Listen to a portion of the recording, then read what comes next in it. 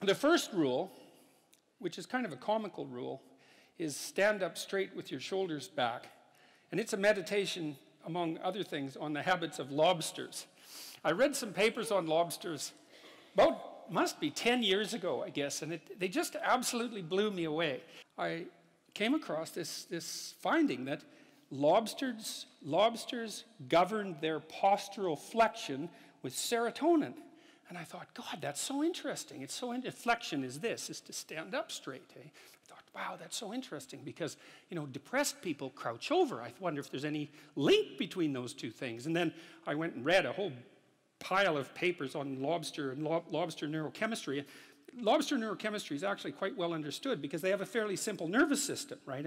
And so if you want to understand a complex nervous system, it's a good idea to understand a simple one first and then sort of elaborate upwards. And it turns out that serotonin governs status.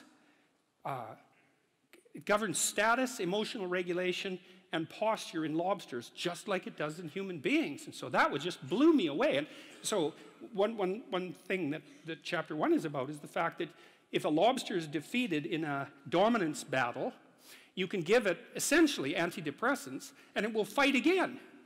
And that just blew me away. You know, it's so remarkable because one of the things it tells you is that, so if you're imagine that you could be lobster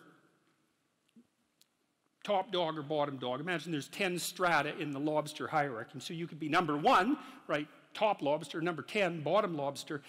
If you're bottom lobster, you have low serotonin levels and high octopamine levels. That's a neurochemical that human beings don't produce. And if you're a top lobster, you have high serotonin levels and low octopamine levels. And you can move a lobster in its dominance hierarchy by moderating its levels of serotonin. And I thought that's so interesting because what it means is that the counter that keeps track of our status, and we have a counter in a sense in our minds that keeps track of our status, is 1/3 of a billion years old.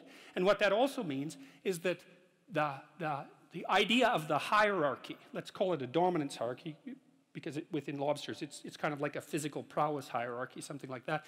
The idea of the hierarchy is at least 350 million years old. And so I read that and I think, well, so much for the idea that human hierarchies are a sociocultural construct. It's like, no, that's wrong. It's not just a little bit wrong, it's unbelievably wrong.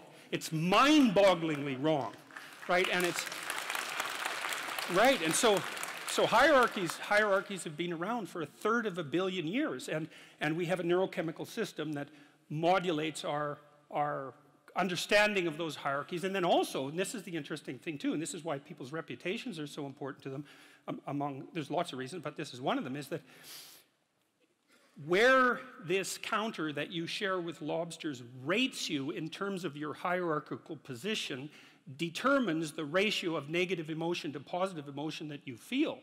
And that's also an absolutely mind-boggling idea for 2 reasons. One is it tells you why it's so hard on people to be put down. Because it doesn't just upset them in the moment, it changes the way their entire system responds to the world so that they now experience more positive emotion and less negative emotion. So that's really rough. And then there's a corollary to that too, which is like, there's a very tight relationship between your belief system and your dominance hierarchy position. It's complicated, but it's worth going through. Like, let's say that, so I have a certain amount of status as a professor, and I have the, let's call it the what would you say? I've been granted the entitlement to a certain position in a social hierarchy. Now, the question is, why do I have a valid claim to that position? And the answer, hypothetically, is because I know enough so that my claim to the position is valid. So then if you stand up in the audience and challenge my beliefs and show that I'm wrong, you might say, well, I get upset because I'm wrong. But the more accurate reason that I get upset is because you're indicating to the crowd that my position in the hierarchy of authority is invalid. And by doing that, you lower me in the hierarchy and you mess around with the neurochemical systems that are regulating my emotions. And so if you're interested, at least in part, in why people are so prone to defend themselves and their beliefs in the service of their position, then that's why.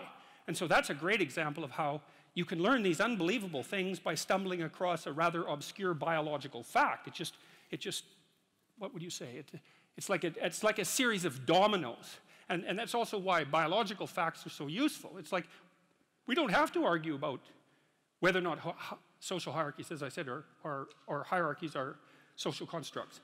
A given hierarchy is influenced in its structure by sociocultural conditioning, let's say, but the fact of the hierarchy, so like the part of your brain that detects and regulates your response to hierarchies is older than the part of your brain that recognizes trees. Like, it's old.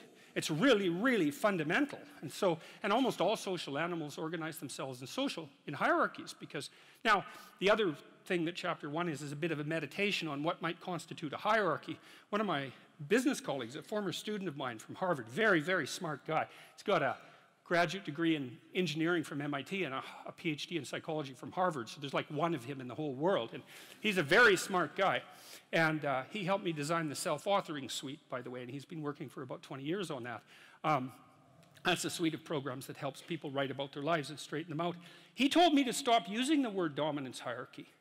And he said the reason for that was that it was infested with Marxist presuppositions. And it really bothered me when he first said that, because I've been using the word for years, dominance hierarchy. He said, we had a discussion about that. He said, well, it's predicated on the idea that you climb up the hierarchy, human hierarchy, as a consequence of the expression of power. It's like, that's wrong. You climb up valid hierarchies as a consequence of the expression of competence. And that's actually technically right. He was exactly the right person to tell me that, because he had done his PhD on what predicts success in Western hierarchies. And the answer is quite clear. General cognitive ability, some prefrontal ability as well, which was what he specifically tested. So intelligence, roughly speaking, although it's a little bit more elaborate than intelligence, but that's close enough. And trait conscientiousness accounts for about 50% of the variance in long-term success. And you think, well, hey, how do you want your society to be structured? It seems pretty good to me that smart, hard-working people are the ones most likely to succeed. That's not a bad empirical test of the validity of a structure, you know, especially given how much vagary there is in life. Lots of random things happen to people, but it's better to be born 3 standard deviations above the mean in intelligence in the West than it is to be born 3 standard deviations above the mean in wealth in relationship to where you'll end up when you're 40. So he said to use the word competence hierarchy, or we decided that, and I think that's much better. So chapter 1 is a bit of a meditation on the nature of hierarchies and the biochemistry of hierarchy, but it's also an injunction about how to present yourself, because you want to present yourself to the world in a manner that doesn't disgrace you in some sense. That might be a good way to think about it. And you don't want to disgrace yourself, because the consequence of disgrace is emotional dysregulation. More pain, less positive emotion. And so the best way to present yourself is to stand up forthrightly and to stretch out, you know, and to occupy some space.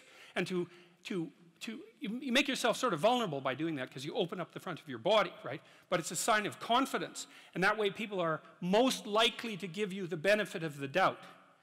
And that's a good way to start regulating your mood. But not only does it directly regulate your mood to stand up, because it's so tightly associated, like posture reflection is associated with serotonin and emotional regulation, but also because if you straighten up and you present yourself in that manner, then other people are more likely to take you seriously. And that means they'll start treating you as if you're a number 1 lobster instead of a number 10 lobster. And that's another way that you can at least give yourself the bloody benefit of the doubt, right? And confront the world in a courageous manner. And that's a really good way of figuring out how to establish yourself in multiple competence hierarchies, because one of the general rules of thumb about how to be successful is to confront things that frighten you forthrightly and with courage. And that's kind of a universal strategy for success. And so that's what the first chapter is about. So